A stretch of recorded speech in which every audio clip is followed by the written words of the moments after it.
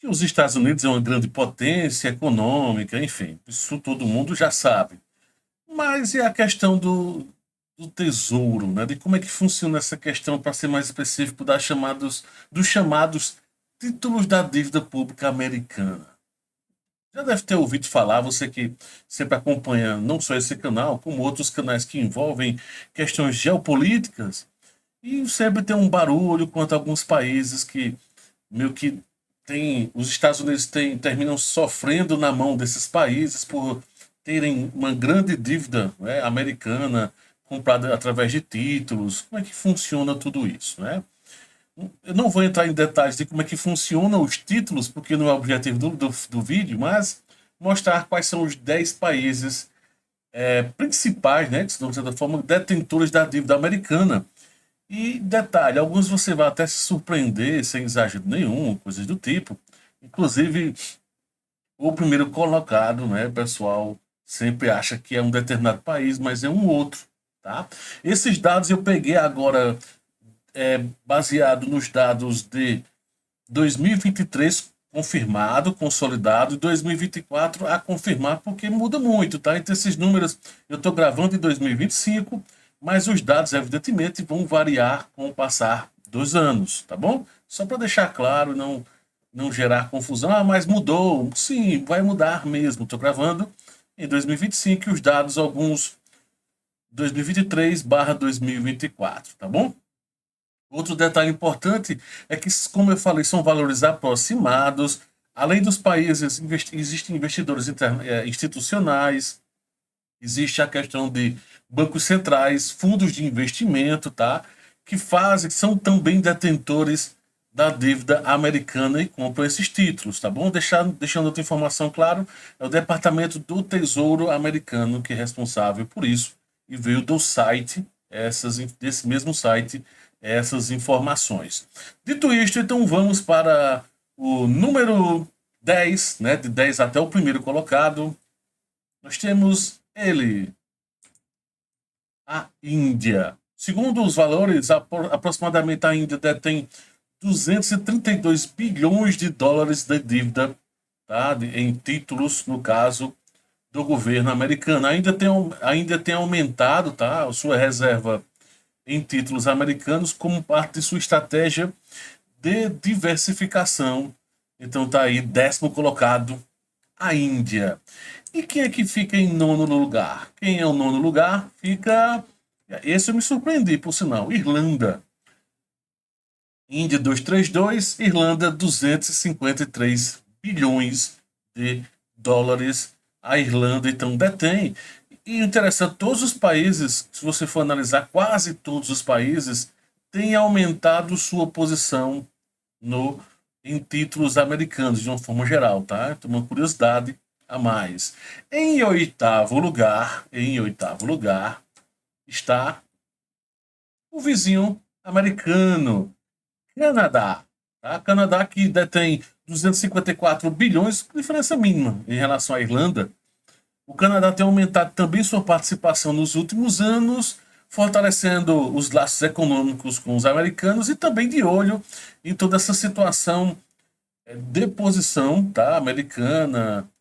E é aquilo, né? Por mais que alguns digam, está em decadência, está isso, aquilo outro, está caindo. Mas ainda é os Estados Unidos que tem um poderio financeiro e é o dono simplesmente da impressora, né, de dinheiro do mundo, né, do dólar. Mesmo muitos não gostando, dizendo aquela velha história de sempre. Ah, mais isso, mais aquilo outro, mas ainda é a maior potência, não tem o que discutir, tá bom? E aí vem em sétimo lugar, essa eu me surpreendi pelo volume, tá? Eu esperava que talvez tivesse uma posição interessante, mas não nesse valor.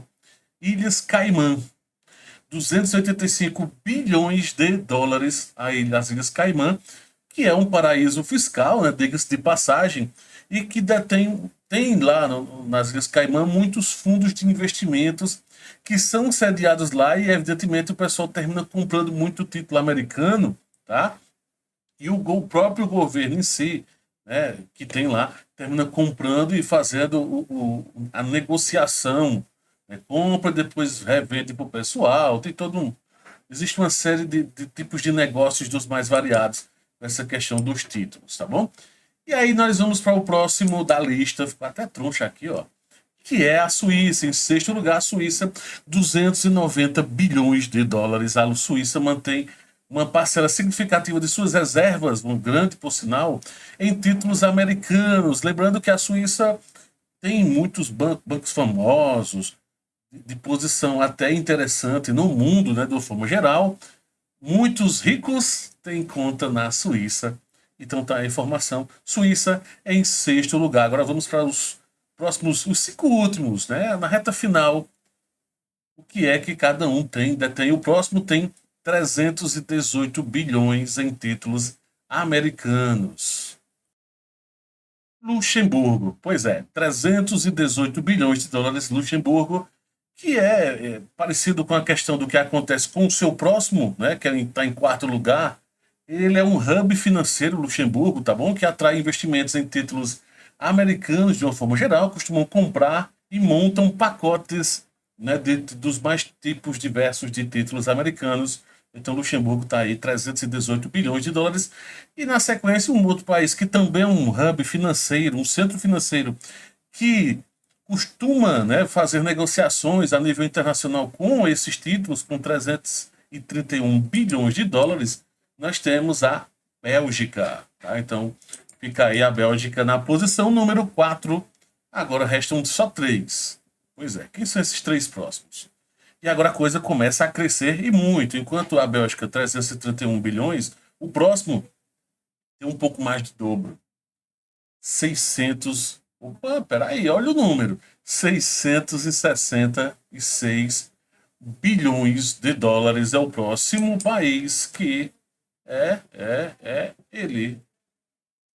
Reino Unido, tá? O Reino Unido que detém, tá? 666 bilhões de dólares, tem uma participação significativa, tá?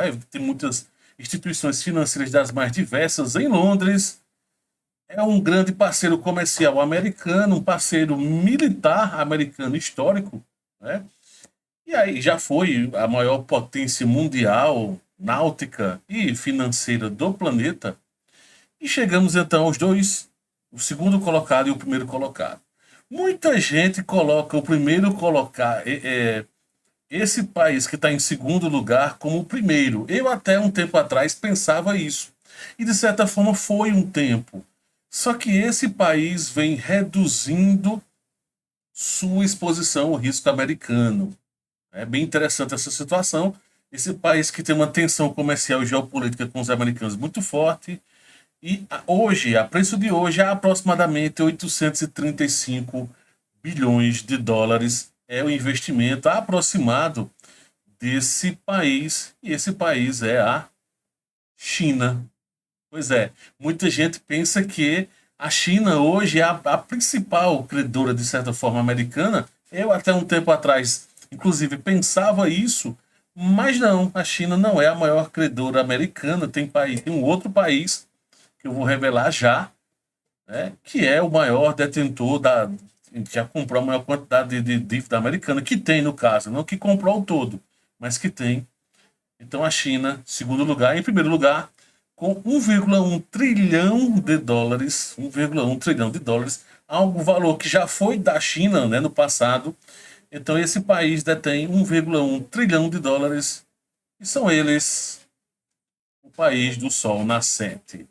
Japão, maior detentor de títulos da dívida americana, mantendo uma parcela significativa de suas reservas, tá? Lembrando que muitas vezes, eu não sei agora exatamente como é que está a situação do juro japonês. Muitas vezes o juro japonês é negativo.